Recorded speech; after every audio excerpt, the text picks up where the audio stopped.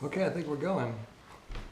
Um, let's see, it's the end of August here, and today I'm going to be talking about an article in the August MUFON Journal that I wrote, and I'm really thankful to them. I'm very happy that they published that article for a number of reasons.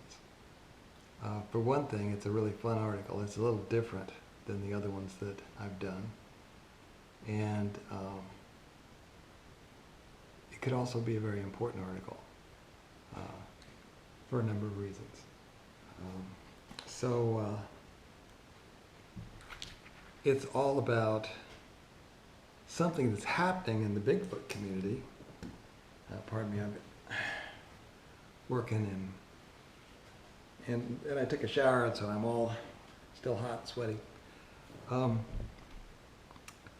What I've noticed is on the Facts by How to Hunt channel, which Steve Istall runs,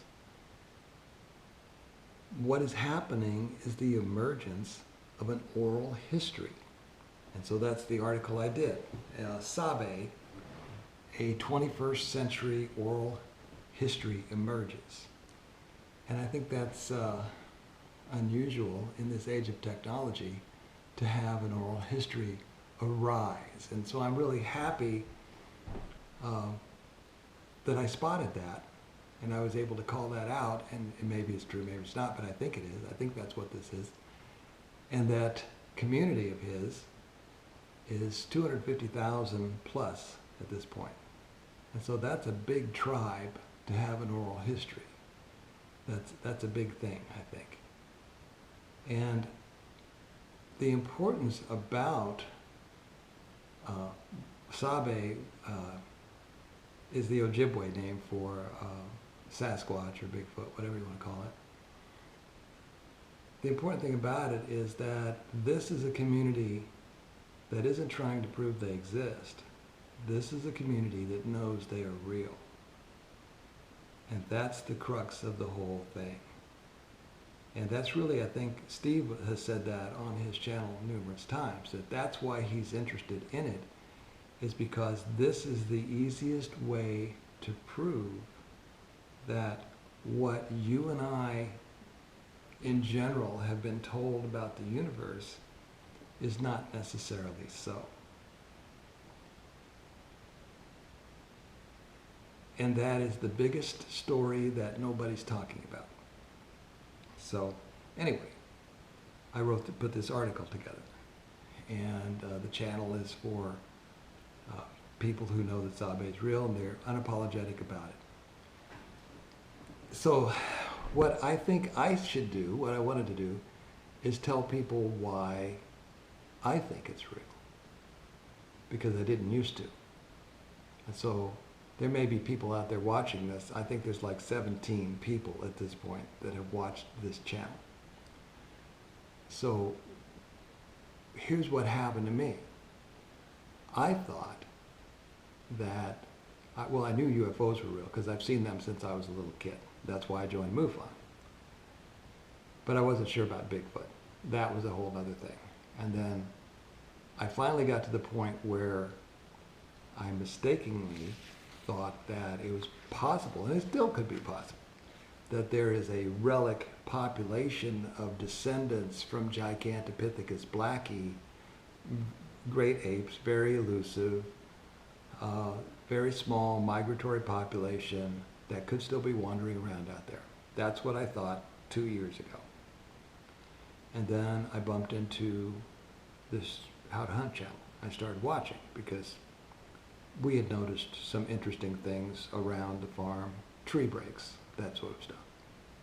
And we saw a tree break, two of them side by side, thought, oh, Bigfoot, you know. But still, back of your mind, like, there wasn't a storm last night, and they didn't look like that day before yesterday. Here they are, both broken off side by side, 10 feet above the ground. What happened? Downdraft? Maybe. So anyway, so I was thinking about that kind of stuff. And then these writings that I've been researching which are in the footnotes to this article as well, they allow for this sort of thing to exist in the universe. I'm not going to go into all of them right now. I'll tell you the ones I quoted in the article, and I've quoted them in other articles, but not to support this. So anyway, they allow for this sort of thing to go on in the universe, this religion, which claims to be a revelation direct from God. So that disinterested third party says this can't exist. Then I've got family members that have seen a Sasquatch and other cryptids close. And of course the Sasquatch that they saw was during the Momo the Monster flap back in 1972. And of course I was in 72, I was in college. So I remember that. I remember that going on. That was like 30 miles from here. So that was close by. And I trust both of these people completely. If they say they saw it, they saw it. So I still hadn't put all that together. I'd known that for several years too. But still, you're busy doing things. You don't think about this stuff. But when I got to writing the other articles for MUFON and listening to this YouTube channel of all of these people emailing in day after day after day, to thousands of them with the sightings they've seen, all kinds of people, you know, just amazing, different variety of people. Well, then I began to think, well, maybe there's something to this. Maybe what they're saying is true. And then it was 2 years ago in July that a young man, they read a young man's email. Jason, I think was his name. I believe he was from Tennessee. He had gone dove hunting, walked in on an empty trail, gone dove hunting, and when he came back out, on the trail that he had come in on was the hindquarter of a fawn deer. No blood, no teeth marks, no claw marks, no predator feast, no fur thrown around, just the hindquarter pulled off of a fawn, laying dead center in the middle of the trail. And that's when it really hit me, because a month earlier in June, I'd been mowing the hiking trail on my farm. And of course, when I mow, anybody with any ears at all can tell I'm coming. And when I got all the way down to the spring, right in the middle of the trail was the hindquarter of a fawn deer, just as Jason had described. So a month earlier, this exact same thing had happened to me. And that's when all the things got tied together, and I suddenly realized, son of a gun, what they're saying is true. And then since then, I began to notice things and pay attention to things, and all sorts of stuff has been going on. So that's why I think they're real. What you think, hey, that's entirely up to you. I don't care whether you think this is real or not. But it's a slippery slope, because the Navy has come out and said that UFOs are real, and they didn't used to be. It used to be okay to laugh at UFOs. It used to be okay to laugh at Bigfoot. But now you've got a whole bunch of people, not the Bigfoot community in general, that whoops in the night and bangs on trees and that sort of thing. They're looking for great apes, and they want it to be great apes, and they want to be an animal. It's not an animal. So anyway, what I've done with this article, which you can read if you join MUFON, is compile a couple dozen things that the oral history has come up with. And so I'm going to read them to you because, hey, it's an oral history. So, from memory, in no particular order, take from it what you will or leave it. Here we go. Number one, Sasquatch in this group is referred to as Sabe. That's a First Nations name for them. And they use it because it doesn't have the popular baggage. It's not something that everybody immediately thinks up all of the Bigfoot jokes about. Number two, this is a member of the kingdom of man. It's not Homo sapien, like you and I, but it is biped. it's intelligent, it reasons in the abstract, it has the power of speech, language. They're not animals. Anything that can reason in the abstract, well, God is an abstract concept. We'll get to that. Number 3, they have language, names, families, and clans. 4, this is the part, they seem to respect the mention of the Creator. When Christians encounter, in this group, when they encounter a Sabe family or member that they feel is harassing them or they're frightened by it, they tend to, those in the know, and it would work for you too, I suppose, if you're Christian, they rebuke it in the name of Jesus. And basically what they do is they go out to the wood line and they say, in the name of Jesus, you can't come to my house anymore. Stay away. And then what they notice is Sabe stays away. And if you're Christian, the logical conclusion is they were compelled by the power of Christ to stay away from your house. And so, yes, that does work. Me not being Christian and having done this research, it makes me think that they may also just be doing it out of respect for the fact that the person rebuking them believes in the same God that they do. There's no way to test this hypothesis yet, but sooner or later we'll figure out a way. Okay, some of these beings have bioluminescent eyes. You look out into a dark woods and you'll see eyes looking back at you that glow, and you don't have a flashlight on. And the Sabe apparently don't know why they do this. Some of them have it, some of them don't. And the color of the eyes tends to reflect the level of agitation, if you will, of that particular Sabe. Red means they're upset.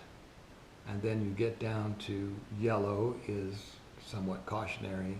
Blue is everything's all right, or just, glowing white, yellow eyes. They're not upset with anything. They're just looking at you. Okay. They can't engage in mind speak. The First Nations people have talked about this a lot.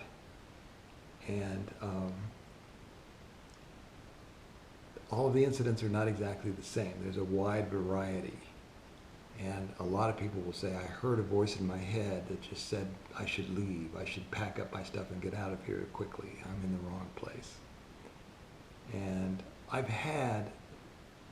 believe I've had this happen to me. I was driving along and I was looking to see if I could see anything in the woods on the way to Quincy, and I saw something that caught my attention. It turned out later that that was nothing. It turned out to be a storage shed covered with snow in the woods. But as I looked at it, a voice in my head said, you didn't see me. And I was not thinking words, anything like that at that moment, and it surprised me as I was driving. And I think that might be what it is. I could be wrong. It's really tough to test those hypotheses, that's for sure. But the words were not mine. Also, they can use infrasound to render human beings helpless. This is sounds that are deeper than what you can hear, that vibrate your body. And that's a very terrifying thing. A lot of people have reported that. And it just incapacitates you. They can produce a horrible smell, like a skunk, only a lot worse. This may be to ward off intruders, which in some cases would be you and me. They can also fill you with a sense of calm, peace, and safety. And people have reported this numerous times. And it's not a deceitful thing. I mean, when you feel that, nothing bad has happened to these people. Though rare, Sabe encounters can involve missing time. We're up to number 10. experiencers may change location by a few feet to several miles. Clothing may be rearranged on backwards, but physical harm has not been reported. PTSD is reported a lot and can happen just from seeing these things because they are so big and just the size of them is frightening. A Sabe is seldom, if ever, alone. You see one, but that's just because you saw the one. There's at least another one out there. They hardly are ever by themselves. Some human beings have tried to figure out why Sabe behaves the way he does, and they think that as a species, they may be somewhere on the autism spectrum because of their focus on the things they're doing, how people walk up to them, sometimes, especially at streams, if they're digging for clams or digging for whatever they're digging for in the water, they tend to not hear you coming. And so their responses are also unusual. And so that's one conclusion that the group has. At least some of them are probably interdimensional. They have appeared and disappeared right in front of people. Tracks, if you ever see tracks, they'll be like 5 or 6 feet apart in the fresh snow. And people will like track them out into a field and then the tracks stop. And nobody knows how that happens. So we're thinking they may be interdimensional. Some may disappear by cloaking themselves so that you can't see them, but they actually didn't go anywhere. First Nations tradition often describes Sabe as a shapeshifter. People have walked up to where they thought a Sabe was or where they saw one, and there'll be a fox curled up asleep at the base of that tree, and nothing has left. And that's odd. But this whole thing is odd. They follow rules. They have their own rules, and human ignorance of those rules is not an excuse. Hence the hitchhiker effect. So if you get excited about Bigfoot and you want to go out and look for them, that's okay. But if you go out and try to find them, they seem to feel like it's okay for them to come visit you. And it doesn't matter where you live. You can live in the city. And I mean Chicago, New York, Paris, Miami, LA, it does not matter. If they decide they're going to come see you, they will. They see in both visible and infrared spectrums. So they see the light of a trail camera like a floodlight. That's why you don't catch them on trail cameras. I mean, it's not stealthy to them at all. They can see a single match light up from miles away. Their sight is amazing. They seem to have a sixth sense and seem to know the instant that you see them and exactly where you are when that happens. And that's why you get hundreds of instances where all of a sudden they just stop and turn and look right into your eyes. That's been reported over and over. They don't kill us or harm us, even though they easily could. They seem to abide by some higher, possibly interstellar law in that regard. Unless you kill one of them, and then all bets are off. Don't do that. There's a bell curve, seemingly, of good ones and bad ones, just like with humans. Some are okay to interact with, if you're brave enough. Others wantonly destroy pets, property, livestock, all kinds of things. And these are the ones that people rebuke, and they need to. They can be very territorial. They can also be very neighborly. They are everywhere. They're not just in the mountains of British Columbia, Canada. Deserts, wilderness, farmlands, swamps, near towns, cities, everywhere. Orbs and UFO activity sometimes accompany Sabe sightings. And the Sabe genome has been sequenced. There's hundreds of samples of DNA that have been sequenced many times, and we're still trying to figure out where they come from. But it's not for lack of DNA.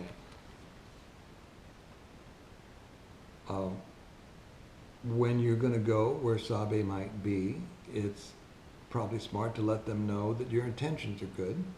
You mean them no harm, and that if you want to be left alone, ask them to leave you alone. And once you see Sabe or recognize an encounter, it changes you. And you may have more encounters. So the more knowledge you have going in, the more likely the experience will be positive, and the chance that you'll give yourself PTSD from seeing a monster that you didn't think existed goes way down. Some people have talked about, this isn't in the article, about being marked. And I think this came along after this article was written, that it's not so much being marked as it is adopted. And we're dealing with, so this is not a new phenomenon. They didn't just fall out of the sky onto this planet 2 years ago. The other research I've done says that mankind has always existed. And the kingdom of man, so these writings say, has 4 kingdoms: mineral, vegetable, animal, and man. Doesn't say Homo sapien, it says man. And so we're not sure how these beings evolved, but they've been on Earth from time to time. We don't know how, in any given Sabe's life, we don't know how much time they actually spend on Earth if they're interdimensional. We really don't know. So they've been around a very long time. And so, as far as being afraid of them out there in the woods, they've always been out there. They've left you alone, or you just didn't pay attention, or you thought it was something else, or whatever. But as I was thinking more and more about this phenomenon, I began to think of stories that my parents told. When I was a kid, we had the family, cousins were all over at the house, and it could have been an owl screech right outside the window. Scared us all to death. We ran down and told the parents, and they just kind of laughed it off and said, oh, it's probably a screech owl. That's why they call them screech owls, you know.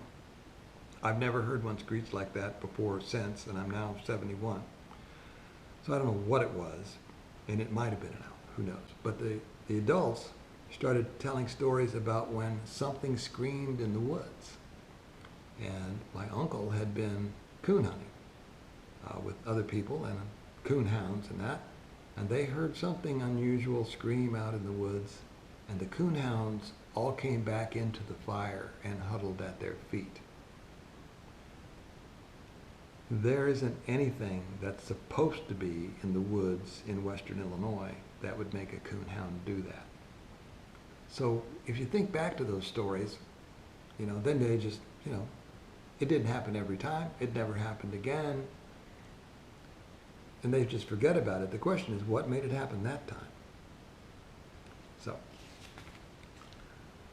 let's see. So we've got, I'll go on and talk a little bit about the community that's listening to that. It continues to grow. And the research from the Holy Writings that I've added in here is again that, know thou that every fixed star has its own planets, and every planet its own creatures, whose number no man can compute. So that's a very big number again. So statistically, the odds are on the side of lots of things existing out there in the kingdom of man. They also say, the writings also say, there must assuredly exist both spiritual and material relationships among the countless universal beings, and that our present scientific methods just don't know how to prove or detect these various relationships, but it says their existence is nonetheless clear and indisputable. Now, is Sabe a universal being? I don't know. I don't know what they mean by universal beings. But they are countless. So we don't even know what universal beings are if we met one, but there's a whole bunch of things out there that we should look forward to meeting someday. And the power of the understanding differs in degree in the various kingdoms of creation.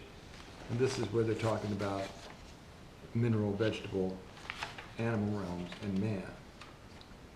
That, let's see, it goes on, get this right. The mineral, vegetable, and animal realms are each incapable of understanding that which takes place in the mind of man. Sabe can speak to you in your mind. That's what mind speak means. So in the article I say, Sabe just dropped the mic. That makes them, according to the writings, that makes them a member of the kingdom of man without question. So in this discussion, there's a lot of question about Sabe's sixth sense and extrasensory abilities. And there's a writing that says this about a thing called inner vision. He, meaning God, he has given us outer sight to view the lights of the sun, and inner vision by which we may perceive the glory of God. And then this goes on and he says, you know, you must endeavor with heart and soul in order that the veil covering the eye of inner vision may be removed. And I put this in the article in answer to a question that Steve Istall has posed several times about whether Homo sapiens have innate abilities that we have lost one way or another. And these writings tend to indicate that there is at least one that we need to work on to remove the veil so that our power of inner vision works for us again.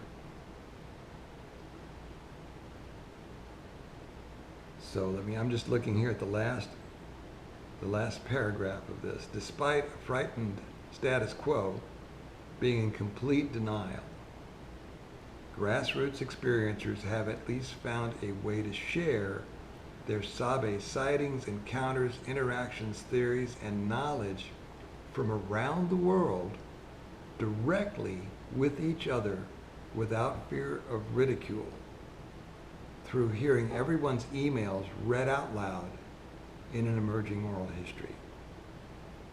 Some of these people, if you go to howtohunt.com, on YouTube, some of them ask that their names remain anonymous for obvious reasons, work, what have you.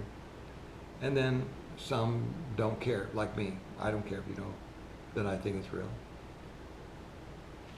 And so I just conclude that the cat is out of the bag on Sabe. And there you go. I think it's, if it's real, and I think it is, then the universe is quite different. And the slippery slope here, of course, includes these religious writings that I've been quoting throughout, because you don't hear them quoted anywhere else either. And that's what I find interesting about them. And so, again, I'll give you what am I trying to say? My agenda with these articles is to make the ufology community aware that these writings exist. That's all. I don't care if they believe them. I don't care if they follow them. But the ancient aliens guys are always looking into Sanskrit, the Old Testament, what have you. And then when they find something in there, it's implied. But the thing about the writings in the articles, if you can look them up, it's very explicit what they have to say. So, that's it for this time. Thanks for watching, and I really appreciate it. And I haven't had an episode here for a while, because we've been working on getting a house ready to move into, and that's where I am today. We finally got part of it has furniture in it, so I used it for this episode. So thanks for being here. Until next time, I'm Grant House. Take care of yourselves and each other. Bye now.